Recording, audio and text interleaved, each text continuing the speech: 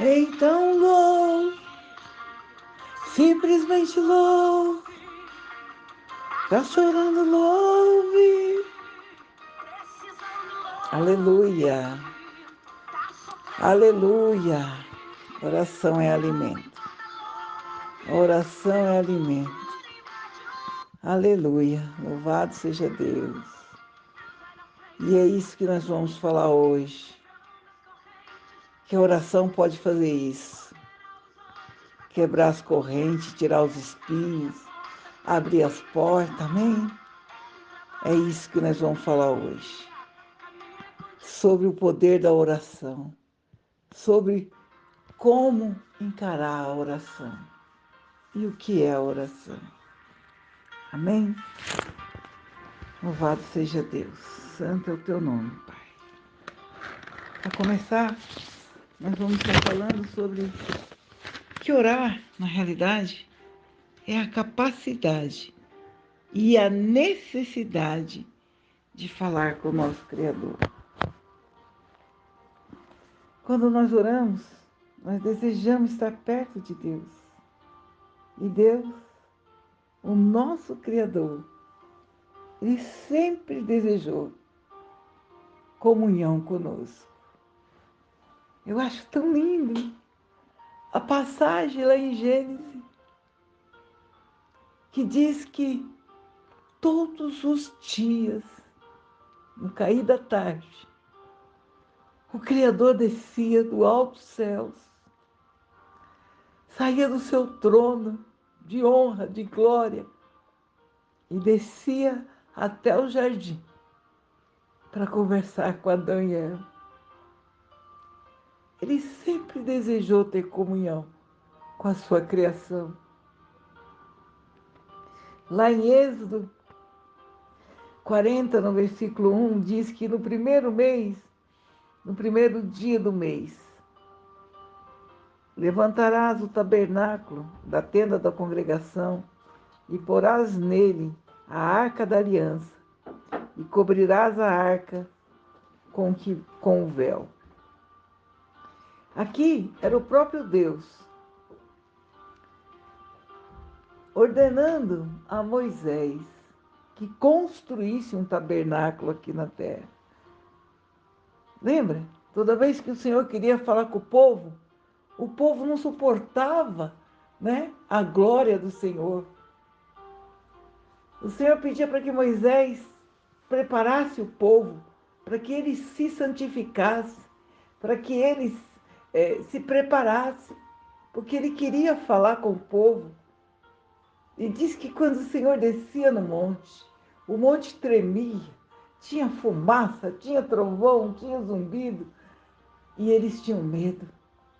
E o Senhor falou: Moisés, constrói um tabernáculo. E lá, no Santo dos Santos, vai ser colocada a arca, que será o sinal da minha presença. Eu quero estar no meio do meu povo. Eu não sei se vocês lembram, mas Moisés construiu o tabernáculo igual que está nos céus, com as medidas, com o tecido, com as cores. E o tabernáculo ficava no centro. E aí, 3 tribos, lembra que era 12? Ficavam ao sul, 3 ao norte, 3 ao leste, 3 ao oeste, totalizando assim as 12 tribos. E ele estava no meio. Aí, em Êxodo 40, versículo 34, fala assim: então a nuvem cobriu a tenda da congregação, e a glória do Senhor encheu o tabernáculo. E ele resumiu toda aquela glória dentro de uma arca, da arca da aliança. De maneira que Moisés já não podia entrar na tenda da congregação, porque a glória do Senhor encheu o templo. Quando ele terminou de fazer o tabernáculo, e que o Senhor falou assim: eu quero estar no meio dele, diz que a glória que encheu aquele templo não deixou ninguém ali dentro. Mas ele se resumiu a uma arca, de tão desejoso que ele estava de estar no meio do teu povo. Aleluia. A oração é a prova que o ser humano pode se aproximar de Deus. Eu me aproximo de Deus toda vez que eu oro, que eu tenho comunhão com Ele. E Deus tem prazer em ouvir as nossas orações. Lá em Isaías 65, versículo 24, diz: E será que antes que clamarem, eu responderei? E estando eles ainda falando, eu os ouvirei. Aleluia. Orar não é chegar diante de Deus com a lista de pedidos. Não. Orar a Deus é adorá-lo, é exaltá-lo, é dizer o quanto Ele é grande, é dizer que você precisa dele. E não colocar um monte de pedidos. Porque a palavra dele diz: me busque em primeiro lugar e todas as outras coisas vão te ser acrescentadas. Isaías acabou de dizer que antes de você clamar, ele já vai responder, porque ele sabe do que você precisa. Estando eles ainda falando, a palavra diz que ele nos ouvirá. Jesus orava. Diz que ele se separava dos seus discípulos. Ele subiu aos montes, ele ficava num lugar afastado e orava ao Pai. E meditava na palavra do Pai. E lá em Mateus 6 diz também que quando você orar, você entrar no teu quarto e orar em secreto. Que teu Pai que estiver em secreto vai te ver e responder. Aí as pessoas começam a achar que orar é só entrar no quarto e orar. Não. Orar é um estilo de vida. Amém? A oração, o objetivo não é que você entre no seu quarto e ore. O objetivo não é ter um momento fixo de oração, mas um estilo de vida, na qual a oração se torna como o ar que respiramos.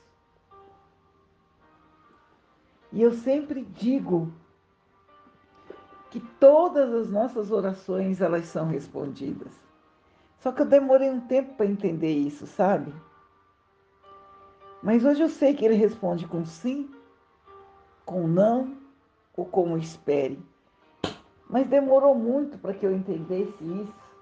E teve uma época que eu entrei até em conflito, quando eu li a bondade do Pai, lá em Mateus 7, a partir do versículo 7, que diz assim: Pedi e dar-se-vos-á, buscai e encontrareis, batei e abrir-se-vos-á.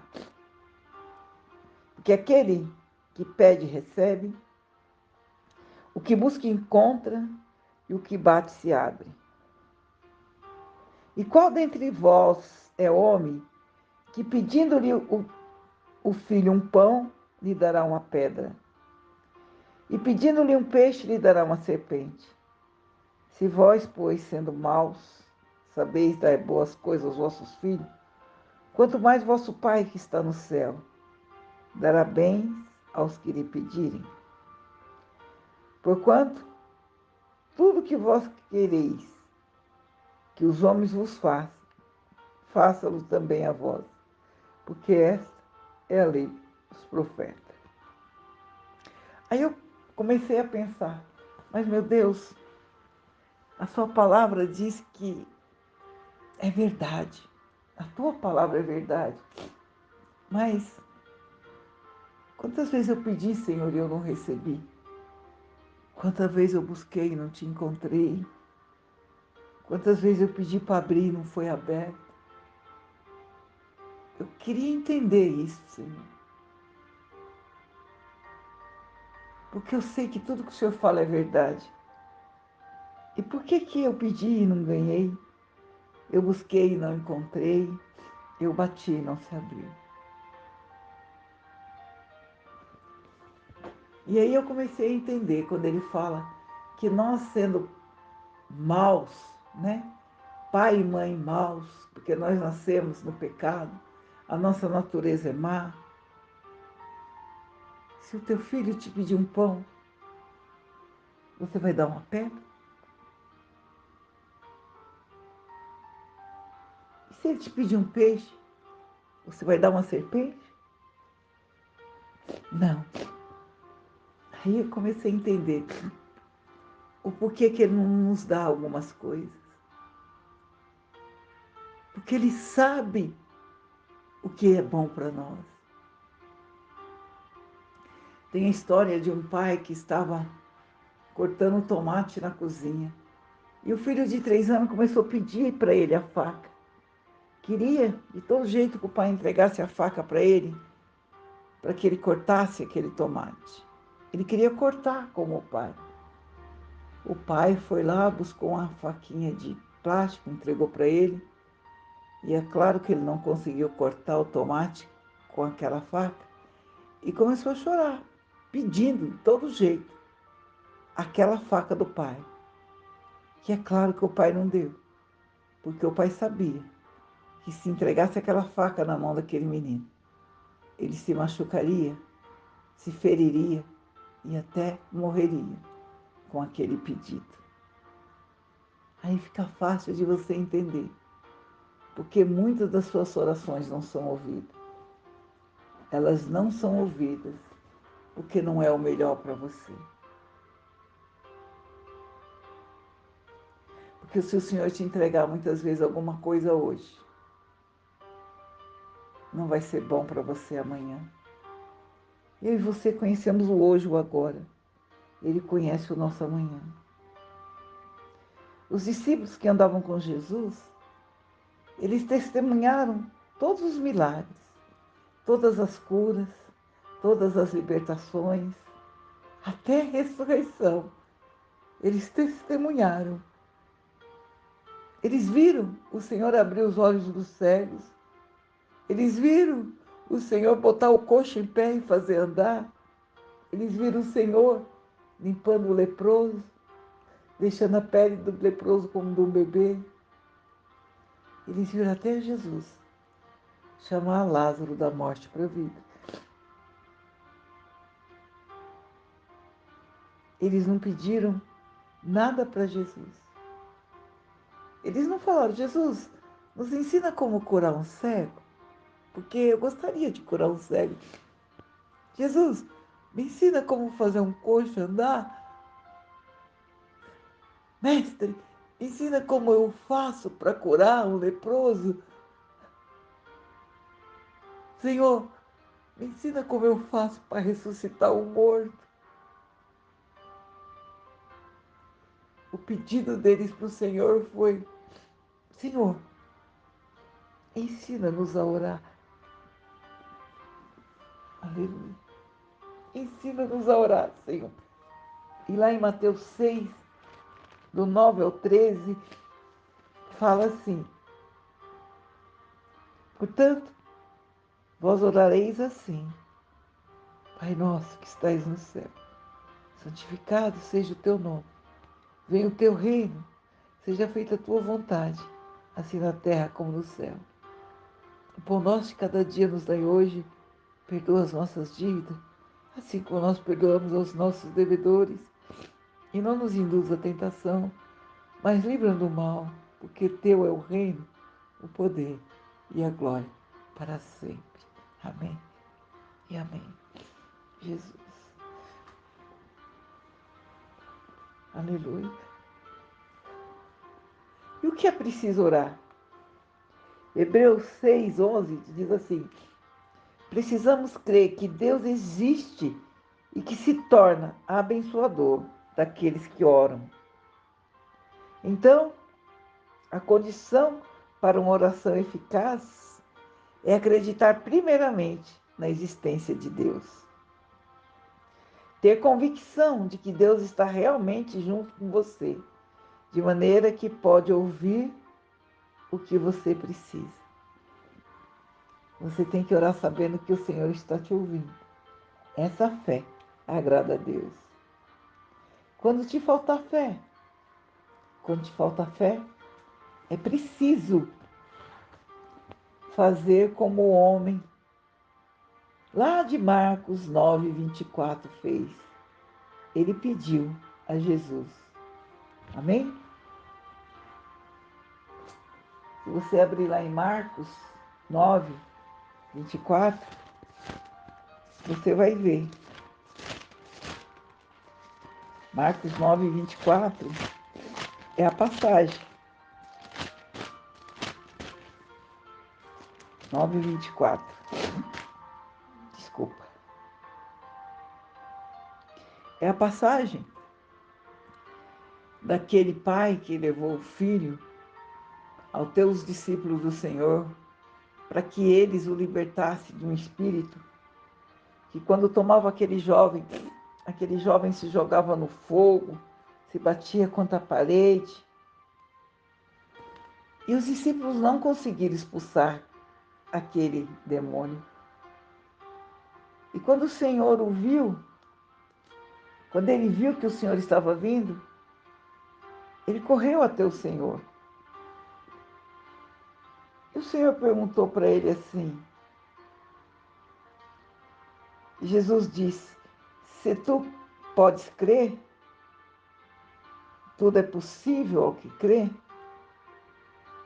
E logo o pai do menino clamou com lágrimas e disse, eu creio, Senhor, mas ajuda-me na minha incredulidade. Ele foi sincero. Apesar dele crer, ele não cria 100%. Ele pediu para o Senhor ajudar ele a crer. Então, se te falta credibilidade de que Deus existe, que ouve a tua oração, peça ao Senhor para que Ele aumente a tua fé. Os próprios discípulos de Jesus pediram para aumentar-lhes a fé. Lá em Lucas 17, no versículo 5, nós vamos ver os discípulos falando para o Senhor assim.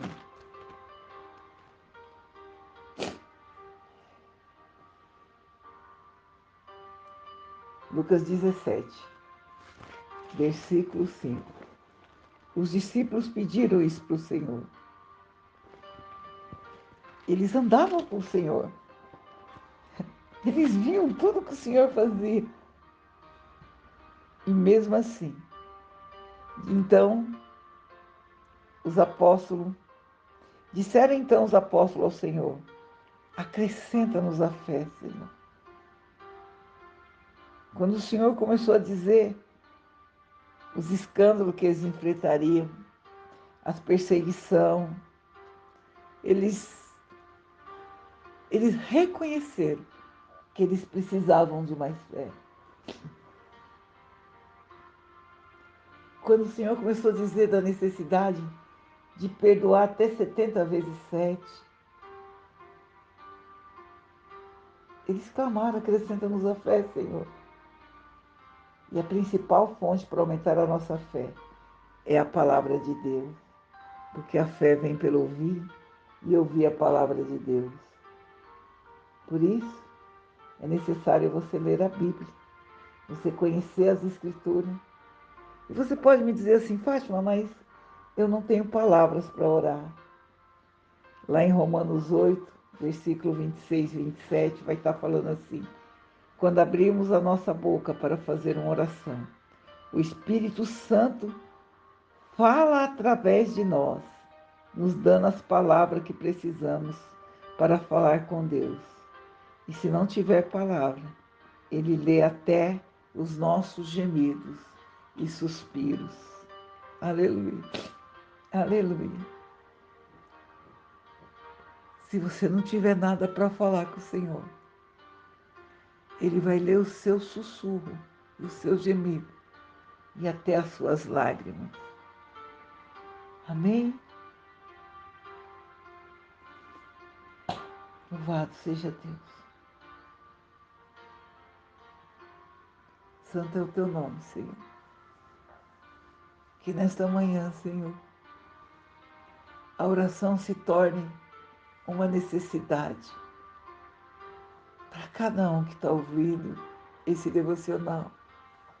Orarmos em espírito, orarmos em silêncio, orarmos em pensamentos, Orarmos, Senhor, orai e vigiai, porque não sabeis quando ele voltará.